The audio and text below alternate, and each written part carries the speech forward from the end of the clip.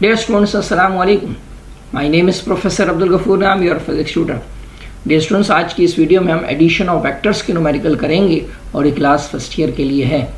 अगर आपने इससे पहले डिफरेंट टॉपिक्स के न्यूमेरिकल्स नहीं देखे हैं तो डिस्क्रिप्शन में जाके लिंक को क्लिक करके देख सकते हैं। तो आइए स्टार्ट करते हैं हम आज के न्यूमेरिकल एडिशन ऑफ वेक्टर्स के। Numerical number 1, an aeroplane takes off at an angle of 60 degree to the horizontal.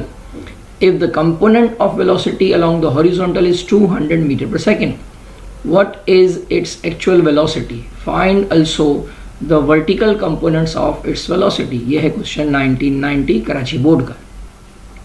एक एरोप्लेन जो है वो 60 डिग्री के ऊपर फ्लाई कर रहा है जबकि उसका हॉरिजॉन्टल कंपोनेंट 200 मीटर पर सेकेंड है और हमें इसकी एक्चुअल वेलोसिटी फाइंड करनी है। तो आप देखें 60 डिग्री एंगल गिवन है जिसके ऊपर वो टेक ऑफ कर रहा है जबकि हॉरिजॉन्टल कंपोनेंट गिवन है 200 मीटर पर सेकेंड और हमें फाइंड करना है इसकी एक्चुअल वेलोसिटी यानी v, जबकि हमें इसका वर्टिकल कंपोनेंट vy भी फाइंड करना है। तो हमारे पास हॉरिजॉन्टल वेलोसिटी फाइंड करने का फार्मूला है vx is equal to v cos theta. इसमें हम v निकाल सकते हैं क्योंकि हमें vx और थीटा की वैल्यू गिवन है। तो हमने v की वैल्यू फाइंड करने के लिए vx और थीटा की वैल्यू सब्स्टिट्यूट कर दी। cos 60 की वैल्यू 0.5 होती है and now dividing 0.5 on both sides. तो ये हमारे पास वेलोसिटी आ गई इस एरोप्लेन की 400 मीटर पर सेकेंड। अब इसका वर्टिकल कंपोनेंट निकालना है तो vy is equal to v sine theta में v की वैल्यू जो हमने मालूम की है और थीटा की वैल्यू जो 60 गिवन है उसको सब्स्टिट्यूट कर दिया। साइन 60 0.866 होता है, उसको 400 से मल्टीप्लाई किया तो vy का आंसर मिल गया 346 मीटर पर second. Now numerical number 2, two forces of magnitude 10 Newton and 15 Newton are acting at a point. The magnitude of their resultant is 20 Newton. Find the angle between them. ये question आप देखिए frequently asked है 1993, 2004, 2006 failure और improvement का paper, जबकि 2019 के supplement के question में भी पेपर के क्वेश्चन में आ चुका है। दो फोर्सेस गिवन है, एक का नाम हमने रख लिया F1 जो कि 10 न्यूटन है और दूसरी फोर्स जो है उसको हमने कह दिया F2, जबकि रिजल्टेंट दिया हुआ है 20 न्यूटन और हमें फाइंड करना है इन दोनों फोर्सेस के दरमियान जो एंगल बनता है थीटा। हमें कोसाइन लॉ का फार्मूला पता है कि resultant is equal to f1 square plus f2 square plus twice of f1 cos of theta under the root. इस फार्मूले यानी कोसाइन लॉ में हमने r f1 f2 की वैल्यू सब्स्टिट्यूट कर दी और थीटा की वैल्यू में से निकाल लेंगे। सिंपल कैलकुलेशन ये है कि हम 10 का स्क्वायर 15 का स्क्वायर और इसके बाद 2 मल्टीप्लाई बाय 10 मल्टीप्लाई बाय 15 करेंगे, जबकि अंडर रूट ख़त्म करने के लिए हम स्क्वायरिंग ऑन बोथ साइड कर देंगे। तो 20 का स्क्वायर हो गया 400, 10 का 100, 15 का 225 और 2 मल्टीप्लाई बाय 10 मल्टीप्लाई बाय 15 होता है 300। तो 100 प्लस 225 होता है 325। Now subtracting 325 on both side तो 400 माइनस 325 हो गया 75। Now dividing 300 on both sides तो ये cos थीटा की वैल्यू हमारे पास आ गई 75 अपॉन 300 यानी 0.25। Now taking cos inverse on both sides तो थीटा की वैल्यू हमारे पास मिल गई 75.5 degree. Now question number 3, if two vectors a and b are such that the magnitude of a is equal to 3, magnitude of b is equal to 2 and a minus b का magnitude 4 के equal है तो evaluate a dot b and a plus b। ये है 1995 का question. हमें a का magnitude given है वेक्टर a और वेक्टर b का मैग्नीट्यूड भी गिवन है, जबकि a माइनस b के मैग्नीट्यूड की वैल्यू है 4। फाइंड करना है a डॉट b और a प्लस b। तो उसके लिए हमें सबसे पहले a डॉट b फाइंड करना होगा और a डॉट b फाइंड करने के लिए हमारे पास a माइनस b के फार्मूले का जो फॉर्म है वो कुछ इस तरह से है कि चूंकि a माइनस बी है तो इसमें होगा a square plus B square minus 2a dot b। अगर ये a प्लस बी होता तो फार्मूले में यहाँ प्लस आएगा जिसको हम कोसाइन लॉ कहते हैं। तो हमें a डॉट b फाइंड करना है। याद रहे कि जो एक्चुअल फार्मूला है कोसाइन लॉ का वो a प्लस बी में a square plus B square plus 2ab cos theta है, लेकिन यहाँ ab कॉस थीटा को हमने a डॉट b की फॉर्म में लिखा है क्योंकि हमें a डॉट b फाइंड करना है। तो आइए फिर सब्स्टिट्यूट करते हैं वैल्यू को। a माइनस बी की वैल्यू 4 है, a की वैल्यू 3 है b की वैल्यू 2 है, जबकि a डॉट b हमें फाइंड करना है। तो नाउ 3 का स्क्वायर 9 हो गया, 2 का स्क्वायर 4 हो गया, जबकि स्क्वायर अगर दोनों साइड पे करें तो 4 का स्क्वायर 16 हो जाएगा। तो 3 + 4 13 हो गया और 4 का स्क्वायर यहाँ 16 हो गया। अब हम -2 a डॉट b को लेफ्ट साइड पे ले जाएंगे और 16 को राइट साइड पर ले आएंगे।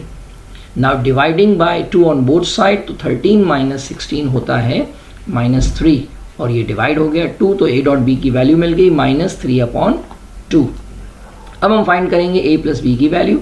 सेम फार्मूला यूज़ करेंगे, बस यहाँ प्लस आ जाएगा और यहाँ पर भी प्लस यूज़ होगा। तो a + b का फार्मूला हो गया a² + b² + 2a dot b, जबकि यहाँ देखिए यहाँ -2a डॉट b है, चूँकि हम सब्ट्रैक्ट करते हैं तो यहाँ माइनस आता है, जब प्लस करेंगे तो यहाँ प्लस आता है। सिंपल हमें a का मैग्नीट्यूड, b का मैग्नीट्यूड, a डॉट b जो हमने निकाला है इसको हम फार्मूले में पुट कर देंगे। तो a की वैल्यू 3 का स्क्वायर 9 हो गया, 2 का स्क्वायर 4 हो गया और 2 से कैंसिल होके यहाँ पर आ जाएगा -3। तो 9 + 4 - 3 बन गया √10। अब चाहें तो अंडर रूट को पॉइंट्स की फॉर्म में भी 3.1 की फॉर्म में भी लिख सकते हैं और ये भी आंसर हमारा सही है। Now question number 4, 2 vectors have magnitude 4 and 5 units. The angle between them is 30 degree. Taking the first vector along x-axis, calculate the magnitude and direction of resultant. यह 1997 का क्वेश्चन। 2 वेक्टर हमें गिवन है, एक vector को हम a का नाम देते हैं जो इसकी वैल्यू है 4 और वो है along x-axis, यानी उसका एंगल x-axis के साथ 0 डिग्री है, जबकि दूसरा वेक्टर है 5 यूनिट्स और उसका एंगल है x के साथ यानी फर्स्ट वेक्टर के साथ 30 डिग्री। तो θ1 हो गया हमारा 0 डिग्री अलॉन्ग एक्स एक्सिस की वजह से और θ2 हो गया 30 डिग्री। अब हम रिजल्टेंट मालूम करेंगे तो उसका मैग्नीट्यूड अलग और डायरेक्शन अलग से निकालेंगे। तो पहले मैग्नीट्यूड निकालने के लिए हम इसके कंपोनेंट्स निकाल लेते हैं, यानी हम यहाँ रेक्टेंगुलर कंपोनेंट्स के मेथड को इस्तेमाल करेंगे। तो रेक्टेंगुलर कंपोनेंट्स मेथड में हमें रिजल्टेंट वेक्टर के कंपोनेंट्स मालूम होने चाहिए। तो पहले इसका x कंपोनेंट होगा Rx = a cos θ1 + b cos θ2। a की वैल्यू 4 और b की वैल्यू 5, θ1 0 और θ2 30 डिग्री की वैल्यू हमने सब्स्टिट्यूट कर दी।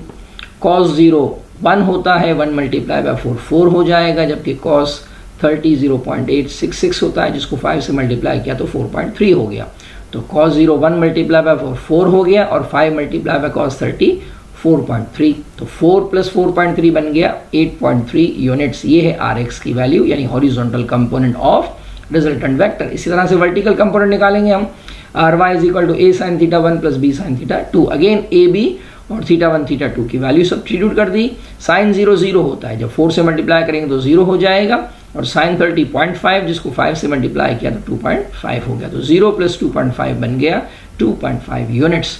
तो अब Rx और Ry दोनों की वैल्यू हमें पता चल गई हैं, तो इसको हम पाइथागोरस के फार्मूले R = Rx² + Ry² में सब्स्टिट्यूट कर देंगे। तो 8.3 हो गया Rx और 2.5 हो गया Ry। तो 8.3 का स्क्वायर होता है 68.9 और 2.5 का स्क्वायर होता है 6.25।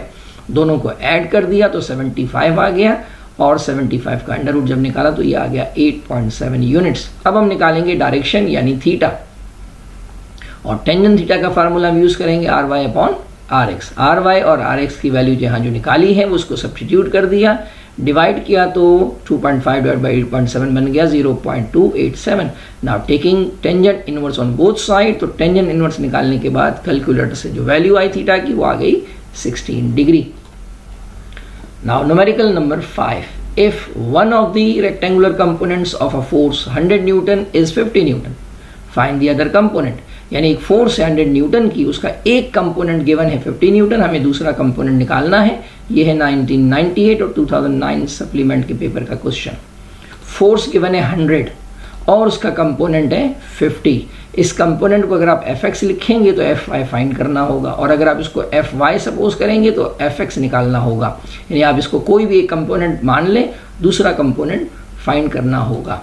तो हम मान लेते हैं कि 50 जो है वो x कंपोनेंट है, तो हमें फिर Fy यानी y कंपोनेंट मालूम करना होगा। तो पाइथागोरस थ्योरम है F² = Fx² + Fy²। Value substitute कर दिया हमने, f की वैल्यू 100 है, fx की वैल्यू 50, 100 का स्क्वायर हो गया 10,000 और 50 का स्क्वायर हो गया 2,500। Now subtracting 2,500 on both side, तो 10,000 minus 2,500 बन गया 7,500। Now taking square root on both side, और स्क्वायर रूट लेने के बाद हमारे पास y कंपोनेंट आ गया 86.6 Newton. Numerical number 6. Two forces of equal magnitude are acting at a point. Find the angle between the forces when the magnitude of resultant of them is also equal to the magnitude of their either of these forces. यानी दो forces हैं, equal है, और इनका जो resultant है वो भी इन दोनों के इक्वल है। तो बताइए कि उनके दरमियान जो एंगल होगा दोनों फोर्सेस के वो क्या होगा। ये है 2003 प्री मेडिकल का क्वेश्चन। तो हमने यहाँ दो फोर्सेस को F1 और F2 को F मान लिया क्योंकि दोनों इक्वल हैं। क्वेश्चन में लिखा हुआ है कि दोनों फोर्सेस आपस में इक्वल हैं, तो F1 is equal to F2, ये इक्वल हो गई F के बराबर, जबकि रिजल्टेंट भी F ही यानी इन दोनों के बराबर ही है। तो R को भी हमने F ले लिया और थीटा यानी angle between F1 F2 find करना है।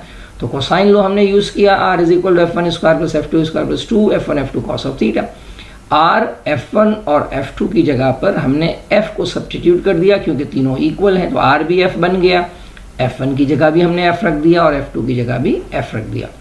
अब F स्क्वायर और F स्क्वायर हो गया 2F स्क्वायर, और taking square root on both side, तो ये F भी स्क्वायर बन गया, तो F का स्क्वायर हो गया और ये F square plus F square 2F square हो गया, जबकि यहाँ F और F मल्टीप्लाई होके F स्क्वायर बन गया। Now subtracting 2F square on both side, तो F square minus 2F square बन गया 2F square cos of theta. F square में से माइनस 2F स्क्वायर माइनस करेंगे तो माइनस F स्क्वायर आएगा, और दोनों साइड पर 2F स्क्वायर से डिवाइड कर दिया तो F स्क्वायर और F स्क्वायर कैंसिल हो गया, तो कॉस थीटा आ गया -1/2। Now taking cos inverse on both side, तो कोस इनवर्स -1/2 का हम निकालेंगे with the help of calculator, तो एंगल आएगा 120 डिग्री। यानी 120 डिग्री वो एंगल है जिस पर दो इक्वल फोर्सेस को जब भी ऐड करेंगे तो उसका रिजल्ट भी उन्हीं में से कोई एक आएगा।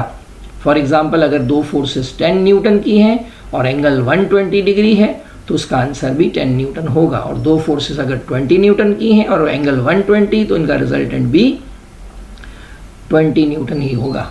Now numerical number 7, the magnitude of two vectors are given as magnitude of A is equal to 3, magnitude of B is equal to 4 and A dot B is equal to -5. Find the angle between the two given vectors and the value of A plus B. ये है 2005 supplement का question. जो question 1 किया है उससे थोड़ा सा different है, वहाँ A dot B हमें निकालना था, यहाँ A dot B की वैल्यू हमें गिवन है। तो हमने मैग्नीट्यूड ऑफ A नोट कर लिया 3, मैग्नीट्यूड ऑफ B भी हमने नोट कर लिया, A डॉट बी की वैल्यू भी दी हुई है, जबकि हमें एंगल फाइंड करना है थीटा और A प्लस बी की वैल्यू निकालनी। तो पहले चूंकि एंगल पूछा है तो हम एंगल निकालेंगे, और बाद में A प्लस बी पूछा है तो A प्लस बी की वैल्यू निकालेंगे। अगर हम चाहें तो इसको रिवर्स में भी कर सकते हैं कि पहले हम A प्लस बी की वैल्यू इस फार्मूले से निकाल लें, क्योंकि A डॉट बी पता है, A और B की वैल्यू भी मालूम है, तो A प्लस बी हम पहले निकाल लें, और फिर A प्लस बी निकालने के बाद इस फार्मूले को A डॉट बी खोलकर यहाँ कॉस थीटा की वैल्यू से थीटा भी निकाल सकते हैं। यानी पहले A प्लस बी निकाल लें फिर उसका एंगल निकालें, लेकिन रिक्वायरमेंट ये है कि पहले आप एंगल निकाल लें। तो हमारे पास एक सिंपल फार्मूला है एंगल पहले मालूम करने का कि A dot B is equal to A B cos of theta. इस फार्मूले को हम अपने जो वीडियो है प्रोडक्ट ऑफ वेक्टर्स उसमें भी हम देखेंगे। तो फिलहाल हमने इस फार्मूले को ईजी करने के लिए यूज़ कर लिया। A डॉट बी की वैल्यू -5 और A और B की वैल्यू 3 × 4 है जो कि 12 बन जाएगी। Now dividing 12 on both sides, ये आ गया cos theta is equal to -5/12। cos inverse निकाला हमने -0.417 का, तो थीटा की वैल्यू आ गई 114.6 डिग्री। अब A प्लस बी की वैल्यू हम निकालेंगे, उसके लिए हमने कोसाइन लॉ यूज़ किया। A plus B is equal to A square plus B square plus 2 A dot B भी यूज़ कर सकते हैं यहाँ, चूँकि हमें A डॉट बी की वैल्यू पता है, और हम चाहें तो A डॉट बी की जगह A B cos of theta भी यूज़ कर सकते हैं क्योंकि थीटा भी हमें पता है। लेकिन सिंपल ये है कि आप A डॉट बी की वैल्यू गिवन है तो यहाँ A डॉट बी ही रखें। तो लेट्स सब्स्टिट्यूट। A की वैल्यू 3 का स्क्वायर 9 बन जाएगा, 4 का स्क्वायर 16 हो जाएगा, और 2 × 5 -10 हो जाएगा। तो 9 + 16 25 -10 हो गया 15 अंडर द रूट, तो a प्लस बी की वैल्यू भी हमारे पास अंडर रूट 15 आ गई, या इसको आप पॉइंट्स में भी लिख सकते हैं। Now question number 8, to vectors a and b are such that magnitude of a is equal to 4, magnitude of b is equal to 6 and a minus b is equal to 5, find a plus b। ये थोड़ा different question आ गया कि इसमें a dot b अब नहीं दिया, लेकिन इसकी जगह a माइनस बी दिया हुआ है, जबकि a प्लस बी हमें फाइंड करना है। तो मैग्नीट्यूड ऑफ a की वैल्यू हमने डेटा में लिख ली, b की मैग्नीट्यूड की वैल्यू भी लिख ली, a माइनस बी भी दिया हुआ है, जबकि a प्लस बी हमें फाइंड करना है। तो हमने पहले a डॉट बी की वैल्यू निकालनी होगी, क्योंकि यहाँ डॉट प्रोडक्ट नहीं है, प्रीवियस क्वेश्चन में डॉट प्रोडक्ट गिवन था। तो a डॉट बी की वैल्यू निकालने के लिए आपको a माइनस बी का फार्मूला यूज करना होगा, क्योंकि वो बराबर होता है a minus b equal to under root a square plus B square minus 2 a dot b. a minus b की वैल्यू 5 है, a की वैल्यू 4 का स्क्वायर करेंगे, b की वैल्यू 6 है, और ये हो गया minus 2 a dot b. a square 16 आ गया, 6 का स्क्वायर 36 हो गया। Now taking square root on both side, तो 5 का स्क्वायर बन गया 25, जबकि 16 प्लस 36 हो गया 52। Minus 2 times a dot b को हम लेफ्ट साइड पर ले आएंगे और 25 को राइट साइड पर ले आएंगे। तो अब 52 माइनस 25 हो गया 27, और dividing by 2 on both side, तो हमें a डॉट बी की वैल्यू मिल गई।